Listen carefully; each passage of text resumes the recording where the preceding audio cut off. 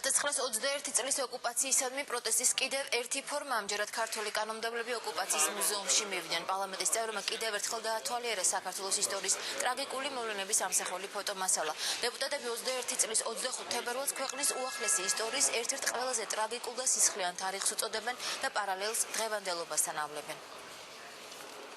ძალიან დიდი იყო სულისკვეთება მაშინ საქართველოში წინააღმდეგობის გაწევისა, მაგრამ არ იყო საკმარისი რესურსი, არ იყო საკმარისი მობილიზაცია და სამწუხაროდ ის ფასი, რომელიც ჩვენ გადავიხადეთ იმაში, რომ ვერ გავუმკლავდით ოკუპანტს, იყო 70 წლიანი ბატონობა რუსეთისა, სრული განადგურება საქართველოს ელიტისა, როგორც სასულიეროსი, ასევე საეროსი, ასევე სამხედროსი და მმართველობა ჩეკისტური დიქტატურის, რომელიც საბედნიეროდ დასრულდა 90-იან წლებში. ჩვენ ეს პერიოდი არ უნდა გავიხსენოთ მხოლოდ როგორც ღარატის პერიოდი, ეს იყო კონკრეტული ძალიან მნიშვნელოვანი გმირობის მაგალითებიც.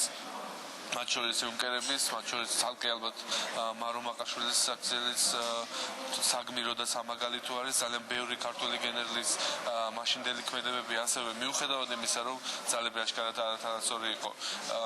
ძალიან ბევრი გმირობის მაგალითი გვაჩვენეს და შესაბამისად ჩვენ ყველა ეს მაგალითი ჯეროდათ უნდა დავაფასოთ. რუსეთმა მთელი ამ წლების განმავლობაში 100 წლების მე ვიტყოდი ვერ მოახერხა განვითარება კი დარჩა იმპერია და მას დღესაც აქვს საბჭოთა კავშირის მენტალობა და შესაბამისად იყენებს ყველა იმ მეთოდებს, რომელსაც იყენებდა 1921 წელს. სახელმწიფოს აქვს უნარი ბრძოლის და გამარჯვების. ეს არის ძალიან მნიშვნელოვანი ის გამოცდილება, ჩვენთვის ძალიან მნიშვნელოვანი, ყოველთვის არის ძალიან კარგი გაკვეთილი. მოყაიდელებით მისი მეგობრები, ან სწორედ იმის გამეორება, რაც ხდებოდა 1921 წელს, ის ხო ფილიპე მახარაძე თუ ორჯონიკიძე, მაგრამ დღეს არის სხვა საქართველო, განსხვავებით დღეს არის უფრო ძლიერი სახელმწიფო, რომელიც მართლა შეუძლია გამარჯვება. ამ დღეს ქართული ხალხის, ქართული საზოგადოების ცდილობა მე-20 საუკუნის დასაწყისის, რომ დაბრუნებოდა თავის ბუნებრივ წიაღს, ევროპულ წიაღს, გამختارიყო სუვერენული და თავისუფალი ქვეყანა, იქნა ძალით და სისხლით ჩახშობილი საბჭოთა რუსეთის მიერ.